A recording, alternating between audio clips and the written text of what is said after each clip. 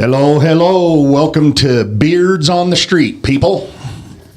How you doing, brother? A Wrong. This beard's on the street. That beard is on the street. Look at this cat in his tank top and his hat flipped backwards, his big shades on, his beard out like it's no other, flying in the wind. Look at that sun. Look at that sun.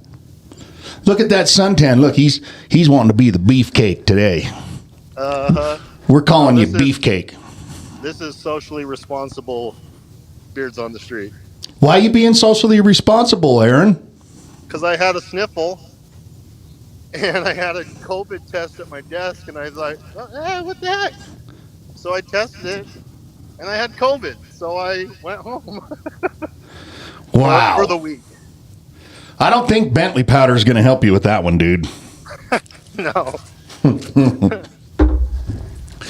So you've had COVID all week. I wasn't going to say anything, but since you did, you opened that can of worms, baby. So, because yeah. Go ahead. You and I had a little private conversation to begin, but I'm pissed off, man. I'm gonna be honest. I don't. Are you pissed off at me?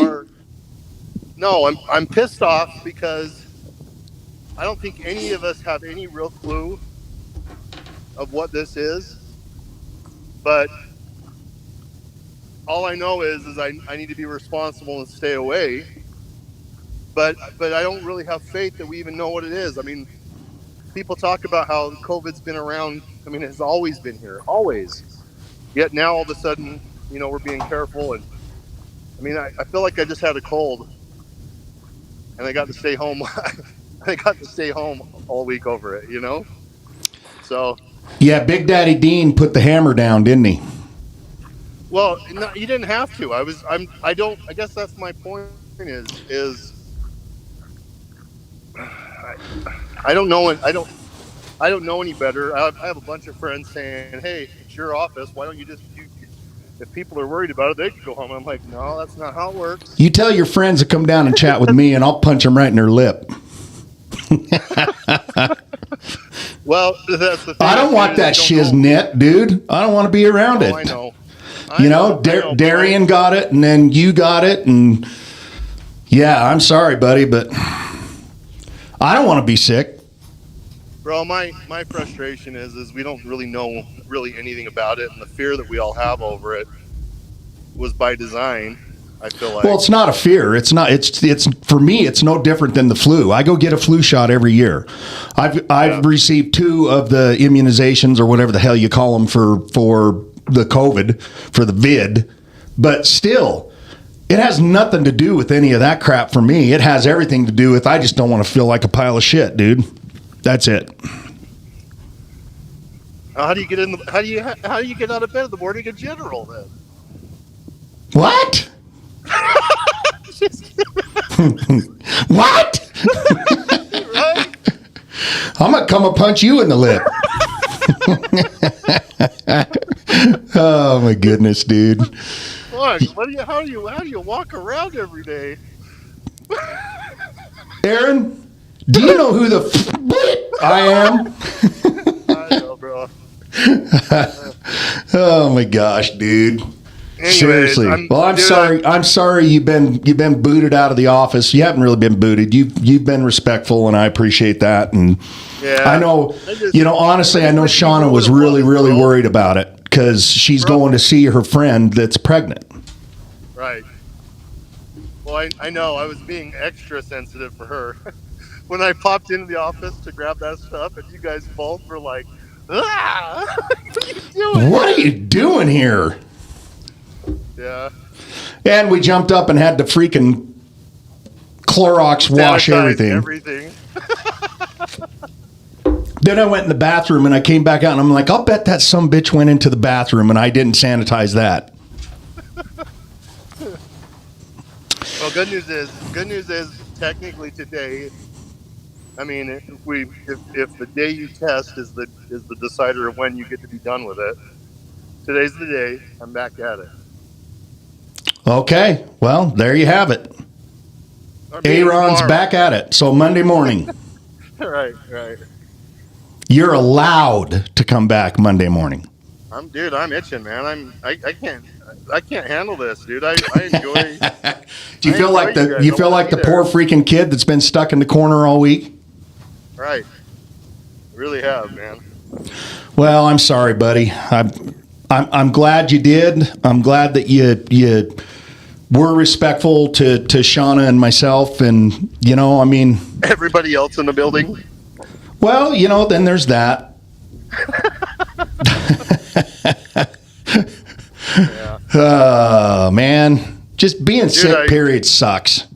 Yeah, I had a good congestion cold, but it's all gone, man. Okay.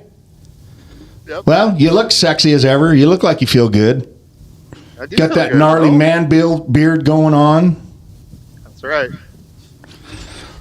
Alrighty, so just a couple quick house cleaning or housekeeping type things. We got our mixer coming up for November. I believe it's on the 9th of November, guys. Second Thursday of every month, usually starts at 5 and goes till whenever. This is going to be a fun one, Aaron, because we're going back to where it all began. We're going back to the Midway. And, it's just right around the corner from the office here. A buddy of ours owns it. His brother's in the industry, and it's just a great little place to hang out. And if you throw darts, man, they got like 400 dart stables or whatever you call them. Kind of cool deal. We are going to do, since we're coming into cold weather, we're going to do a coat drive, guys, or basically straight up just a cold weather anything. Gloves, hats, scarves, boots, coats, sweaters, cashmere I wouldn't bring because that's out of style. Sure feels good. Oh my gosh. My wife thinks I am the biggest idiot when it comes to fashion, because I made the comment that is cashmere even in style anymore, and I've never lived it down, dude, ever. We're gonna see you in some cashmere now. I guarantee it. Probably. I swore I'd never wear plaid, and I wear it all the time now. So probably. Yeah. Yeah. It's funny, Aaron. I didn't even tell you this, but the other day, where was I headed? Oh, I was just coming to work here, and I had on a pair of new shorts that my wife gave me that looked blue to me, but she thought I was an idiot and said they're green, but they look blue, and she thinks I'm colorblind.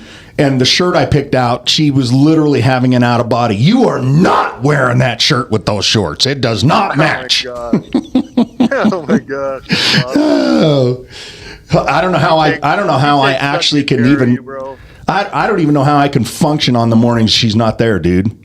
Right. She takes such good care of you. She does. I freaking love her. She's the bomb diggity for sure. I'm bummed I missed out on her last baking. Yeah, you did. Dang it. There's still some there. If you want, I'll put it out on the front porch and you can come and get it. I do want it. Okay. I'll do it today. Okay. And I'll one up you, dude.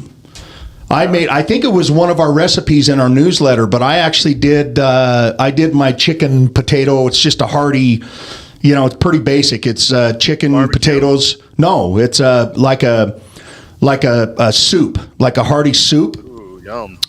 Yeah, I mean it's literally the easiest. It's the easiest freaking recipe to put together, and it's so good. And you just put a bunch of cheese in it, and it's just nice and cheesy and tatery and chickeny, and it's all good.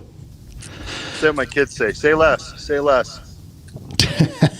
Have you ever heard that one? No. Little slang. Say less means you want more. Well, it means no more. You don't have to tell me anymore. I want it. Oh, perfect. Yeah, no, it's. I'll give you some of that too, because even Licia, when I was making it, dude, last night, she's like, "Why don't you just half the order or the recipe?" And I was like, "Well, we got Aaron. Hey, we gotta feed Aaron. Gotta feed Aaron." All righty. Aaron, real quick thing. We didn't really chat about this, but yesterday was my grandson that passed away's birthday. I saw that, man. Yeah, and every year we get together down at my kid's house and we paint pumpkins. and we take the pumpkins out and put them on the little dude's grave. So just showing some pictures here. I did a couple pumpkins that kind of matched up and have different faces on different sides, and all the kids and everybody went out. I had to go a little bit early, so I just went by myself and had a moment with my grandson. It was awesome. It was really awesome. That's neat, man. That's neat. Yes, sir. Can you believe, dude, that kid would have been 7? 7 years old. That just blows my mind. Holy cow. Yep. Pretty neato Frito. And clipping, huh? Yep. Life just keeps a moving. You know, one of my other granddaughters, Kaisley, is turning 9, I think she told me, next week. So it's crazy. These grandkids they grow like weeds. And I remember my kids, you know, when you're smack in the middle of it, it goes fast, but then there's times where it doesn't go so fast. Right. And then just thought I'd throw this up there. We went with my brother Steve and his wife and did a little paint night. Can you see that, Aaron? That looked like a fun night, dude. Can you see that on your phone? I can. Which one do you like best, buddy? Let's see.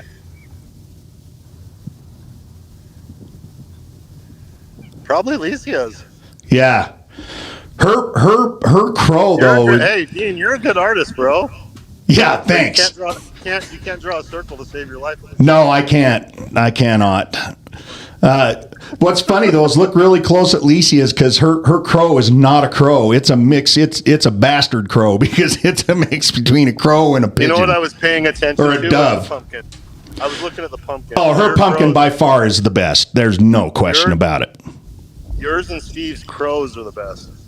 Nice. And I was so worried about drawing that stupid crow. But I'll tell you guys, the gal that did this, I wish I had her name in front of me right now, but she was amazing because, I mean, she actually said she stayed up the night before to figure out the very best way because she knew it was going to be pretty difficult. And she made it so simple because she just measured and said, okay, put a line from here to here, and that makes up that part. So you just basically drew the outline of the bird the way it was structured, and then you filled everything in. It was actually really kind of a fun class. I love those paint nights, dude. Well, we've talked about upcoming trying to do some of this kind of stuff for our upcoming mixers is a little bit more intimate. Yeah. Stuff like this. We've talked about dance classes. We've talked about paint nights like this. Just different fun activities where we actually can interact and do something fun like that. So all you kids out there that are chatting with us or watching this or hanging out with us or whatever, as you're watching this, shoot us a thumbs up, thumbs down. Like Aaron said, we've planned on putting together some smaller, intimate little groups of people where you come out and we'll put together a paint night and everybody can come paint or a dance and actually, like he said. Dean, I actually believe we have I'll get this date verified, but I believe, upcoming in the next 2 weeks, we need to get clear, but I think we actually have a studio and a dance instructor for some country line dancing. Oh. It'll be a group of like 30 people total, so we'll each be able to get 5 or 6 couples in our related groups to be able to come out, and we're going to provide some instruction and learn how to do some country swing dancing. Perfect. That'll be fun. So we'll start sending some invites out and we'll get clear on the dates and times and all that. But I'm excited to, we just coming into the wintertime, there's, as we all know, I mean, other than skiing or snowmobiling, there's just not a whole lot of outdoor activities, and we're trying to put together. We're really darn close we're switching our Thursday morning hikes to doing Thursday late afternoon yoga.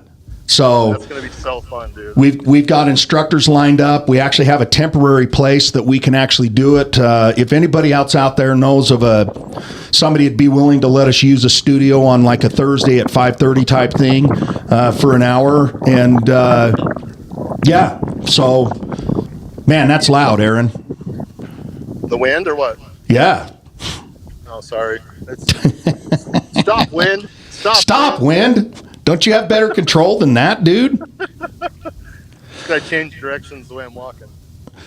All right, everybody, I'm flapping up there. Hit that stinking code and go and join or subscribe to our podcast, please. We want to build our subscription and have as many people on there as we can. So, and then it will automatically notify you every time we shoot a new episode, and then you can watch it on your own time. So, hit that baby and let's go at it here. We need some subscribers. Want to build it. Okay, Aaron, you ready for the fun part? Yeah, let's get going. All right, here we go.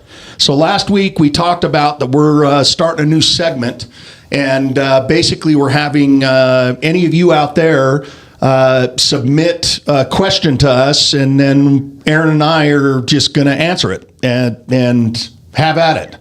And these questions don't have to be real estate related. They don't have to be anything related. They can be about life. They can be about health. They can be about good music, you name it. Dean, you and I are going to really answer. And we're going to answer. So, I mean, I've got the advantage over you because I had to compile them and sit them on here, and so I've read through a little bit of them, but I tried specifically not to actually go through it and even think about it. I just put them down and had at it. So, here's our first one, AA Ron. If I'm buying a home, do I have to pay the real estate agent? Good question. That is a good question. That is a good question. So in a purchase process, do you have to? No. If you're the buyer, you do not pay our commission. The seller has already agreed. See, guys, here's the way it works, just to kind of educate everybody. You know, here in Utah, we have the Utah MLS, and that is a member. You have to join the MLS, and when you join the MLS, you are agreeing, either whether you're selling or buying or representing the seller or the buyer, you're agreeing to the terms of what is set up by the MLS. And here in the state of Utah, the way that works is the seller pays both sides commissions. It's that simple. So if you're a buyer and you're worried about paying out commissions, stop worrying about it, because you don't. What you got to say about that? Well, I think where that question's coming from is what are some hidden costs that we might experience when buying a house? Like, and first and foremost, how do you get paid? Right? Yep. Well, yeah, because we do this for a living, and we don't do it for free, and we're damn good at what we do, and we deserve to get paid our commission. It's that simple. Yeah, and I think that's what they're kind of asking. But so there's a second part to that, though, Dean, because there are homes that are available for sale that are not offered on the MLS. There's a lot of times we actually go find homes off market. Like you're talking like an investment property. Investment, or Dean, we've had luck going into a neighborhood that a buyer wants to be in and door knocking. Yeah, we go out and get aggressive and actually find a seller. Yeah, and so what happens there in that kind of situation, or it's a for sale by owner, for instance, is we'll go in and we actually discuss with the seller how our compensation will, how that'll prevail through the purchase process. I get a little echo going. I'm under the tunnel here. Oh, very cool. Anyways, but so I guess it's all open to negotiations, is what you're saying. It's open to negotiations, but it's not an upfront cost that they need to worry about. As a professional on our end, we know how to structure the transaction, structure the deal to where that compensation will happen, and it's not an out-of-pocket cost. Now, granted, I've actually done deals where the seller or the deal was so tight they wouldn't offer compensation. And in that kind of situation, it's such an opportunity. The buyer ended up paying me directly, but every deal is case by case, and the vast majority of the way these purchases and transactions happen is it's paid through the transaction. Seller typically pays it, and it's not a cost you need to worry about incurring when you're out shopping or looking for houses. Yep. Good question. Thank you. Yeah, very good question. Now I got a really deep one for you, dude. Okay. You ready? Listen Yeah. closely. Are you tracking indicators in order to try and stay ahead of dynamic market changes? And if so, what are they? One of the questions often asked of agents are, why are prices so high? How do you answer this question, and what forecasts can you give? Awesome. Dang. I told you. Dang.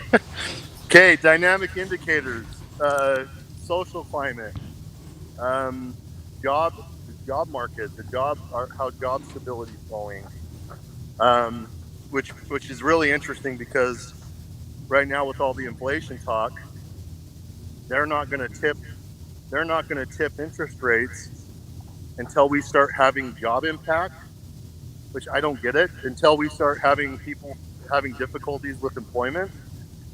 I know. It's kind of a counterintuitive, man. I don't get it. I do not get that as a functioning. But here's another one for you, Aaron.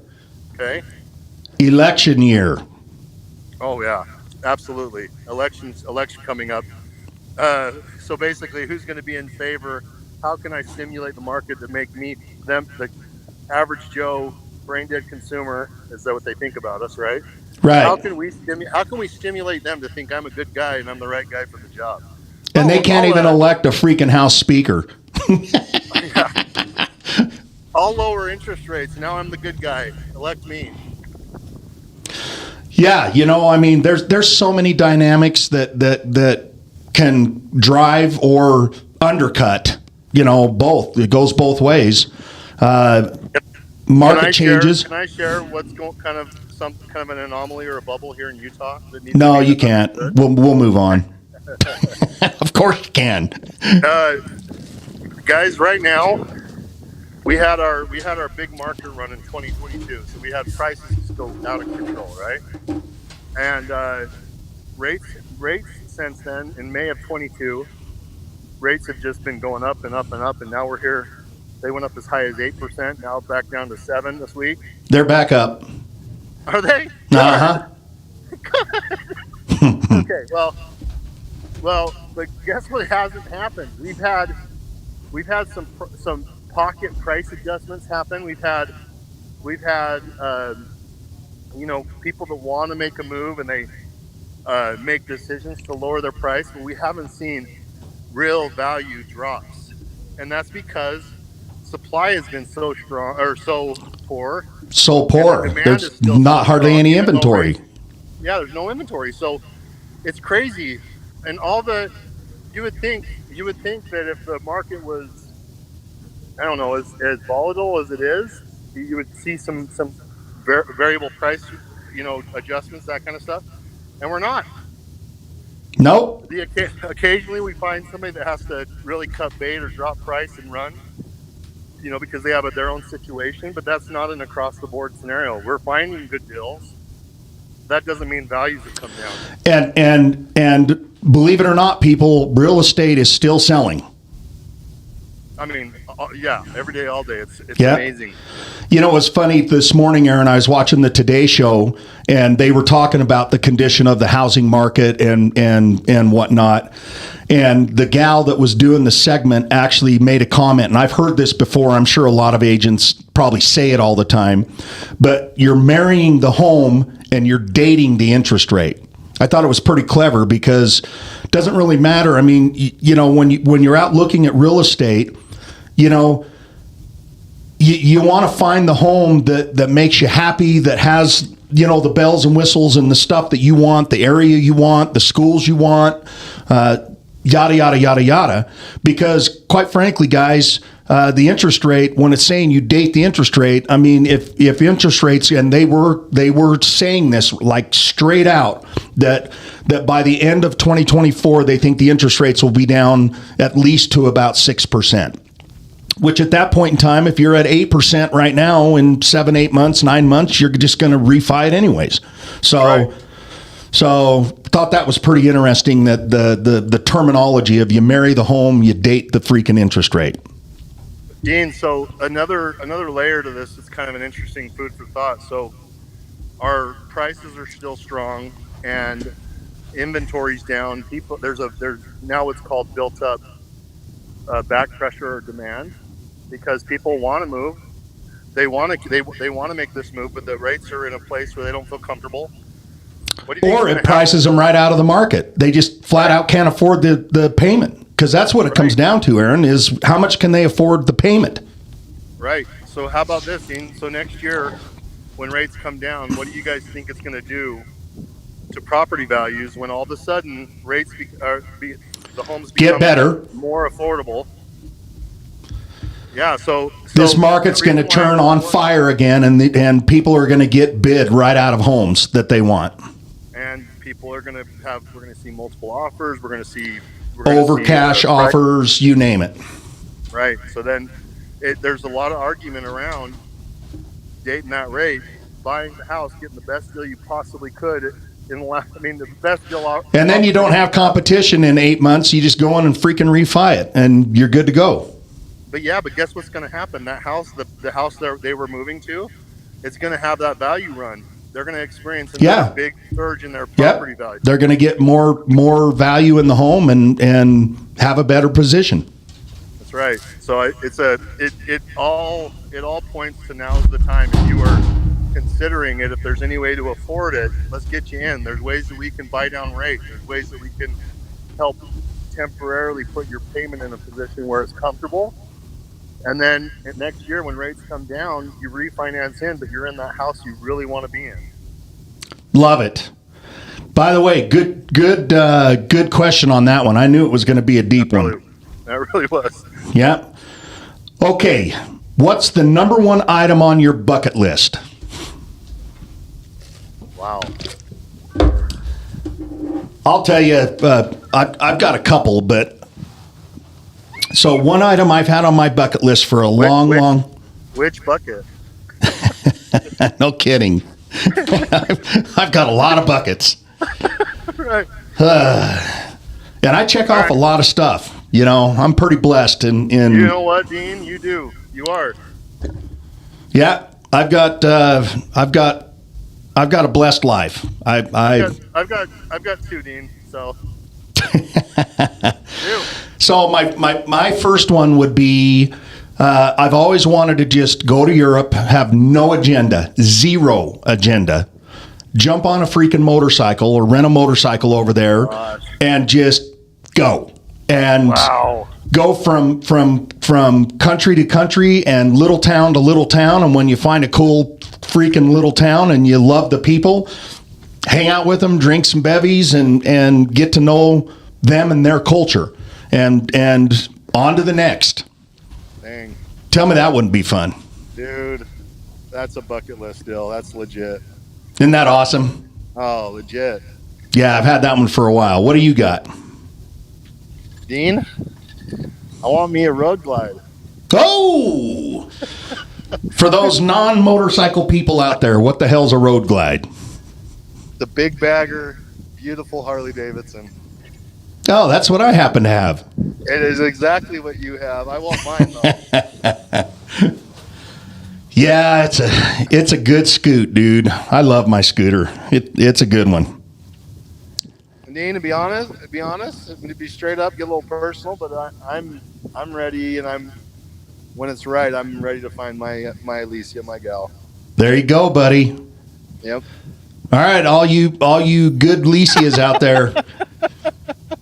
Got a sexy hunk of a man over here that's actually one of the coolest dudes that I've ever met and one of the most honest and open person I've ever met. So you'd be a catch. Well, so those are the Harley, dude. Is 150% just for me, dude. When you lent me your bike that weekend, and I didn't get off it the entire weekend, but went up over Parley's 3 times. Actually, no, it was Guardsman's Pass. Is that the one over Brighton? Yes. Yeah, I went up over Guardsman's 3 times, dude. Had breakfast, lunch, and a dinner up there. Nice. Different times. And dude, it was, I mean, your brain turns off, the whole world just goes quiet, and you're just free, dude. Yeah, good stuff, man. I love riding my scooter. Yep. All right, you ready for this one? This is a good one too. How do you maintain confidence on a daily basis, and how do you project that confidence in a healthy manner to those around you? Wow. Yeah, baby. Good one. Wow. Okay. Can I go? Yeah. Okay. So the way I do that is the morning routine, dude. It's my. I knew you were going to say that. Well, it is because you've known me well long enough to know when I haven't done it.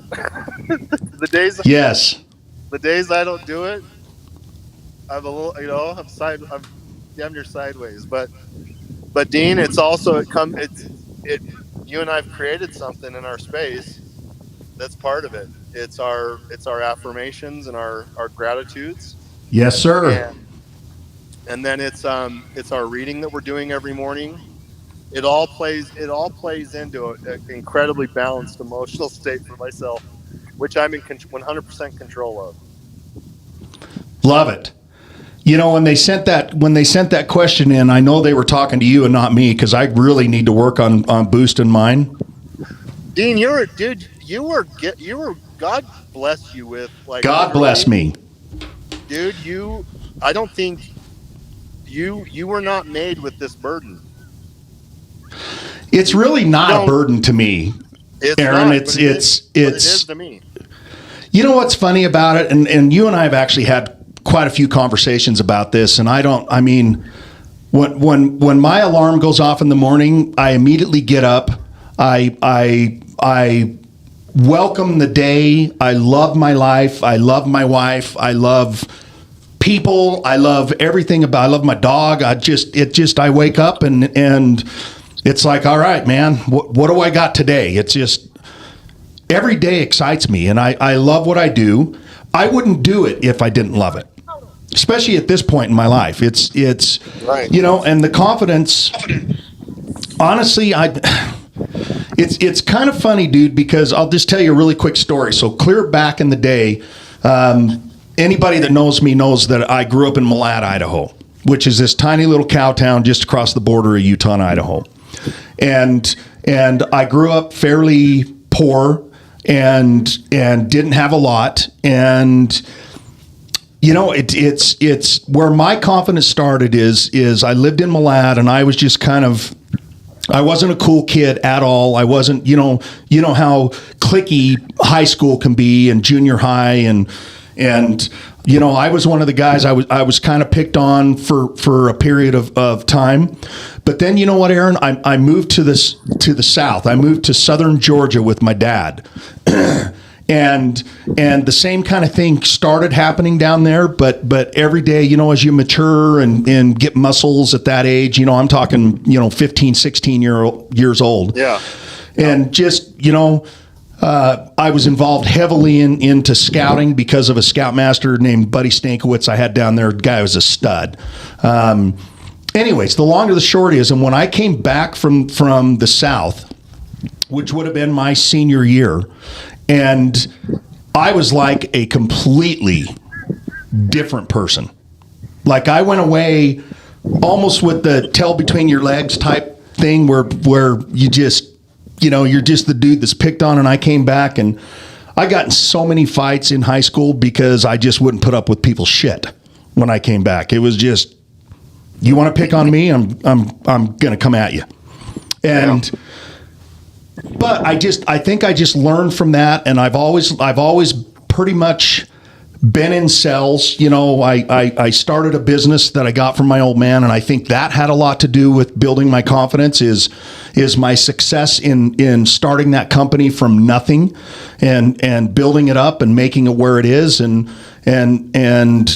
my son still does it and makes tons of money. And it just, you know, I think it's a lot of just the whole if you go into life and you're just positive and grateful and thankful and nothing's going to slow you down, that's where it comes from for me.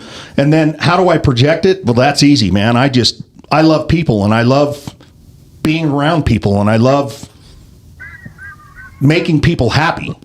Does that make sense? I think when you show up in a certain way, you attract or you repel, and so you basically give permission for other people to just get after and be happy and be positive and get after their life. You are a self-sustained positive go-getter, dude. Well, dude, I want people to be comfortable around me and have a good time. That's it. You're super. You are a yes, dude. You are. That's why, dude. Going out with you anywhere. Holy shit, dude. Well, you know what? Anybody and everybody's my buddy. And I don't care who you are. You know what? If distance, they're friends with you. Yeah, it's because I'm pretty non-judgmental, dude, and sometimes that's not always the best thing. No you way. know, it's always the best thing. But yeah. All righty. Another great question, man. Yeah, it was very good. All right, I think we kind of answered that one, so I'll go to this one. I have a story about a bidding war I was recently in. The house was a hot property, and my offer, even though it was above asking price, wasn't accepted. I'd love to hear your take on bidding wars, strategies to come out on top, and how to handle the emotional roller coaster of missing out on a house you've fallen in love with. Dang. Yeah. These are good ones, dude. You know what? Almost to an absolute certainty, in every instance, you wind up with the right house. It's really interesting. So, I've had clients that even though us as good realtors, we always try to keep our clients' expectations in check with just being honest and being upfront with the way that it can go. But inevitably, I mean, I've had client after client where we didn't win, and yeah, it's but then we do, like you said, we do end up finding a place that it was meant to be, man. Right, that's it. Right. You can't see it. You can't see it in the moment. You get caught up in that bid, and then you get super frustrated. But what I can also say is, if you're in that kind of situation and you got one shot, you throw everything at it, and you put yourself, you make an offer that you're okay, that if you don't get it, that you can reside your belief on that you didn't get it for a reason. You put your best foot forward and you move on. It protects you it protects you so you don't overextend yourself. It protects you so you're not making now bad decisions because you're overextending yourself. You have to have kind of a clear idea, and part of our job is to help you structure it. So there's ways. We have strategy. I know, Dean, you're really good at this, but we have strategy that if you're in a bidding scenario, and you need to treat probably every offer, even still, as if you're in a bidding scenario, because if it's a good home, it will be multiple offers, even still, because we're such a lack of inventory. But you put your best foot forward. You go as absolutely strong as you feel comfortable, to the point where if you don't win it, you are okay. You didn't win it, and you move on to the next house. You know, Aaron, I think another huge thing about us being good agents and part of the process of winning, because I can tell you this, there's been multiple offers that I've had out there that we weren't the strongest offer, but they accepted us. And the reason they accepted us is because of the communication that you or I have had with the other agent on the other side. Where'd you go? There you are. I'm there. Sorry. Don't be touching buttons, Aaron. I got a call. So, yeah, I mean, it's just the simple fact, it comes back to kind of that last question and our confidence in what we do. And, I did a deal once through a homie agent, and I don't even care. I'm dropping names right now. Dude, the entire process, if you can imagine this, I went through the entire process and never, not one freaking time, had a conversation with the agent from Homey. Not once. Yeah. And it's maddening to me that somebody would want to be represented by an agent that can't even pick up their phone and make a phone call. Boggles my mind. So I think a big part of our process is our communication with the other side and getting them to, if it's a tight race, getting them to pick us because they like us. Dean, that's actually built over time, and that's the my very first business partner, Chris Martindale, taught me this. But you have, dude, your name in this business Is everything. I mean, you don't chew out anybody. You don't blow up anybody. You don't, it's, you've got to, the name that we come to the table with on our side, is a big determining factor of whether we get looked at in offers. Unfortunately, It is. Who you're represented by, has some equity, has some value. So, well, on the flip side of that, yeah. Well, on the flip side of that too, Aaron, is you know me, man. I'm a bulldog. I'm going to go to war for my clients, but I'm professional. But I can be. I think sometimes I may come across a little bit strong, for lack of a better word. Dean, by the end of the transactions, I listen to your phone calls. The other agent's working for you. So, yeah, but you know what? It is. It's a two-way road there, and I mean, we've all been in transactions where the other agent is either new or just is horrible, and it's a challenge, and you end up doing both sides' jobs. It's going to happen. It never happens when somebody's working with me because I like what I do and I do my job. Right. So, all righty. Maybe one or two. What is everyone's Halloween plans and what are their costumes? I haven't heard of anything fun going on. Huh. Have you got any parties? Yeah, but I'm staying in this Halloween. I'm going to chill out. You know what? I haven't heard of a single party, dude. Not one. Actually, I heard of one, and my wife's going to kill me. Anyways, so I'm talking to a buddy of mine, and he starts telling me about there's a group here in the valley, and I can't even remember their name. You probably know what it is. That they're basically a swinger group, and they're throwing a party downtown. That and just to make this, why would I know the name, Dean? You know. Not that you're a swinger, but you know. So anyways, he was telling me about his girlfriend. Like, she wants nothing to do with that lifestyle, anything to do with it. But she had jumped on there, didn't realize that it was a big swinger thing, or it's being put on by swingers. I don't know if it's a swinger thing, but it's being put on by them. And she checked and said she was going. And so he was just telling me this story. It was so damn funny about them going back and forth. And he's like, oh, man, now I got you. They need to stay close and go have a blast because they throw the best parties. Right. Well, I, for one, will not be attending. I can guarantee you that. Because let's chaperone those two and go with them. It'll be a blast. Right. Right. Hey, bro, I don't want to be single like you. I like my wife. I love my wife. I'm going to stay married to her. I'm not suggesting you wind up single. I'm just saying they're good. They're fun. Buddy, parties. if I went to that freaking party without my wife, I would get a divorce. No, you would bring your wife. If I went to that party with my wife, I'd probably get a divorce. No. So anyways, I don't know of any parties. It's kind of weird. I know there was the angel one that was like a couple nights ago. You got gas? That was a good duck. Oh my gosh. I'm out here in nature, bro. This is. Let me see if I can. Can I show you real quick? Sure. Oh yeah.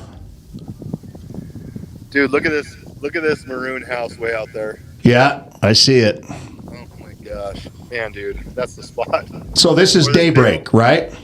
Oh yeah, I'm just out at Daybreak Lake. Very cool. Get busy. Yeah. But, anyways. All right, brother. Well, we're at 45 minutes. This has been good. I love this whole new segment of having subscriptions, having people write in, man. This is the bomb. Favorite. Dude, I love it. I can't wait for next week. And listen, guys, as you're writing in, man, it doesn't have to pertain to real estate. Ask some personal questions. Ask some music questions. Ask whatever. But what a great opener. I mean, some great questions. And if I didn't get to your question, we'll hit it up next week that you submitted. And you can remember, guys, go to our YouTube channel and subscribe. Subscribe to our channel, please. I want to mention one last thing with that first question regarding commissions. Yep. Commissions are 100% negotiable, and they're market driven. So we have a kind of a market kind of a standard, if you will, that we typically make, but they're 100% negotiable. In hot markets and on skinny deals, Dean, I know you've done this before too. Dude, our dollars don't get in the way of the right deals happening for our clients. No, they don't. So I'm not a discount agent by any means, and I earn every single penny that I get paid, but I'm also a realist. Right. And you know what? If a deal gets super tight and it's, a few $1,000s means the difference in a deal, and we know we can make that difference. I know I've done it 100 times, and I'm sure you have as well. Yes, sir. So, all right. Thank you, everybody. Okay. I appreciate you jumping on and watching this, and we're going to kind of break down this segment and start blasting some stuff out on social media. But again, we love the peeps in our lives, and we love this program. It's fun. Yep. All right, brother. We'll have a killer day, and